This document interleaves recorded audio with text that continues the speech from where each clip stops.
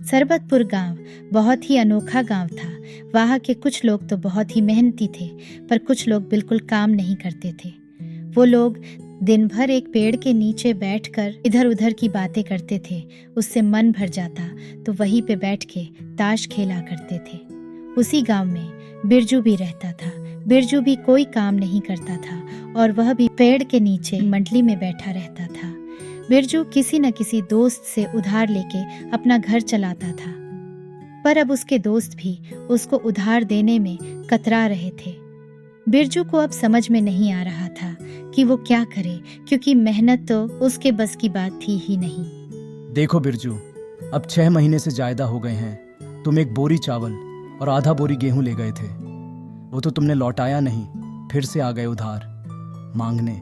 पर गोपाल, तुम तो मेरे दोस्त हो, मैं लौटा दूंगा जैसे ही मेरे पास अनाज और पैसे हो जाएंगे।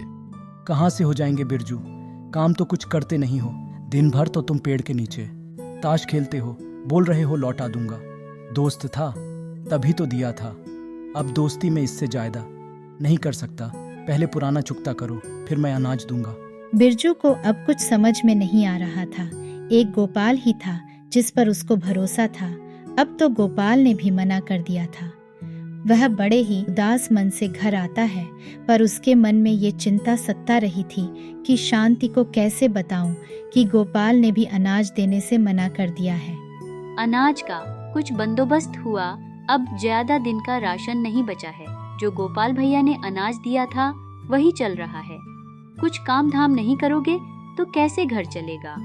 कब तक गोपाल भैया के भरोसे रहोगे? करूंगा शांति, मैं कोई बड़ा काम करूंगा। छोटे मोटे काम तो होते नहीं, बड़ा काम करूंगा। बिरजू को हिम्मत नहीं हो रही थी कि कैसे बताऊं शांति को कि गोपाल ने भी मना कर दिया है। रात को दोनों खाना खा के सो जाते हैं। सुबह बिरजू रोज की भांति वही पेड़ के पास पहुंच जाता है। वहाँ संपत बोल रहा था, देखिए भैया, क्या भैंस लिया है। मुखिया जी ने बोल रहे हैं कि कम से कम 15 लीटर दूध देगी। भाई, ऐसी भैंस हमने तो नहीं देखी आज तक, पूरे 5,000 की है। ये बात बिरजू भी सुन रहा था। बिरजू को 5,000 सुन के उसकी कानों पे भरोसा नहीं हो रहा था। इतने में तो मैं साल भर तक ऐसो आराम से रहूंगा। बिरजू ने मन ही मन सोचा, क्यों नहीं मुखिया जी की भैंस ही चुरा लेता हूँ और दूर के गांव में ले जाके बेच दूंगा। बिरजू मन ही मन योजना बना लेता है कि आज रात को मैं मुखिया जी की भैंस को चुरा लूंगा। शांति, तुम दरवाजा खुला रखना, मैं थोड़ा देर से आऊंगा। कहाँ जा रहे हो, बता के जाओ। आने के बाद बताता हूँ। बिरजू मुखिया के घर के पास अंधेरा होने का इंतजार करता है। जैसे ही सब सो जाते हैं, भैंस खोल के लेके चल देता है। वह अपने घर के पास आके शांति को बोलता है, शांति, मैं जरूरी काम से जा रहा हूँ। एक दोस्त की भैंस को मेले में बेच के आता हूँ, मुझे भी कुछ उसमें से रुपए मिलेंगे। पर रात में क्यों जा रहे हो? मेला दूर है और रात में धूप भी नहीं लगेगी, सुबह पहुँच जाऊंगा। ठीक है, आराम से जाना और नींद लगे तो विश्राम कर लेना। बिरजू भैंस को लेके रात को गांव से दूर जंगल में चला जाता है और रात में जंगल में ही विश्राम करता है। सुबह भैंस को ले जाने की तैयारी में था, तभी वहाँ एक भैंसों का व्यापारी मिलता है। बड़ी अच्छी भैंस है, बेचना है क्या भैया? हाँ हाँ, पर पूरे 5,000 लूंगा। ठीक है, पूरे 5,000 दूंगा। बहुत अच्छी नस्ल की भैंस है, पर आप भी कारोबार करते हैं क्या? नहीं, मुझे पैसे की जरूरत थी तो अपनी भैंस को मेले में बेचने जा रहा था। बिरजू की जैसे मन की मुराद पूरी हो गई।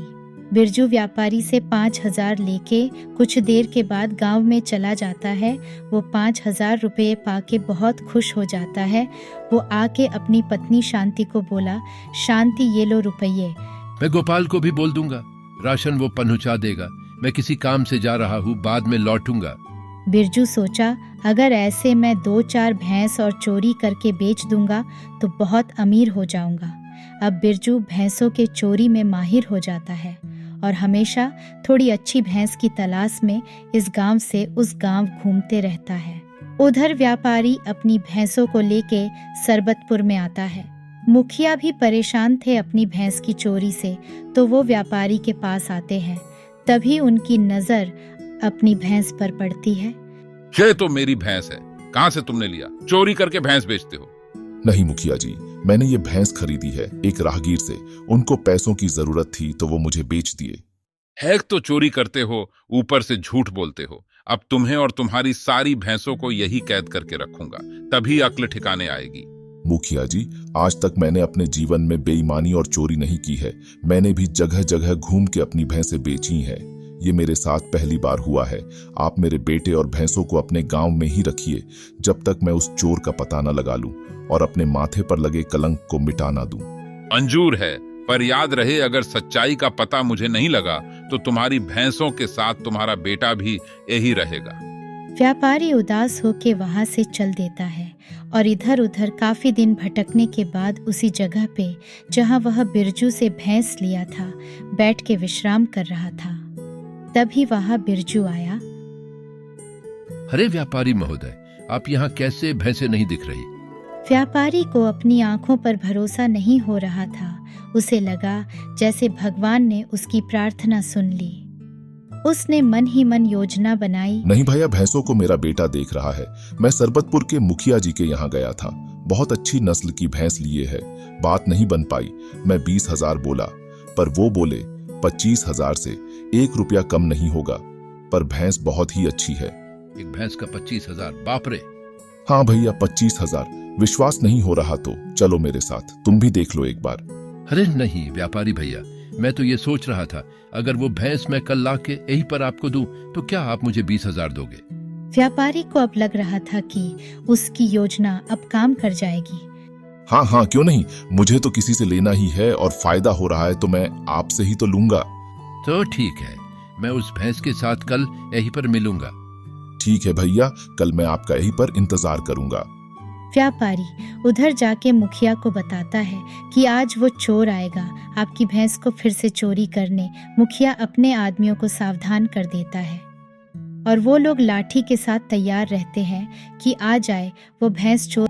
बिरजू भी अपने योजना के हिसाब से रात को जैसे ही मुखिया के घर के तरफ घुसता है तो उसके आदमी तैयार रहते हैं। सावधान, अगर भागने की कोशिश किए तो डंडों से मार के हालत खराब कर दी जाएगी। चुपचाप खड़े रहो। सुबह बिरजू को जब मुखिया के सामने पेश किया गया तो मुखिया बोले, बेटा बिरजू, तुम ही वो शातिर चोर। अब तुम्हारी खबर पुलिस लेगी, तब तुम्हारी सब चोरी निकल जाएंगी। मुखिया जी, मुझे माफ कर दीजिए। मुझे जो सजा दीजिएगा मंजूर है, पर पुलिस को मत बताइए। तो ठीक है, कल से तुम भैंस के तबेलों में काम करोगे जब तक तुम्हें यह एहसास न हो जाए कि चोरी करना गलत है और मेहनत की कमाई ही असली पूंजी है। उसके बाद से बिरजू मुखिया के तबेलों में ही रोज काम करने लगता है और वहां से जो भी मजदूरी मिलती थी उससे अपना घर चलाता है। व्यापारी और मुखिया में उसके बाद बहुत अच्छी दोस्ती हो जाती है। और भी रोचक कहानियों के लिए इस चैनल को लाइक, शेयर और सब्सक्राइब जरूर करें। नमस्कार।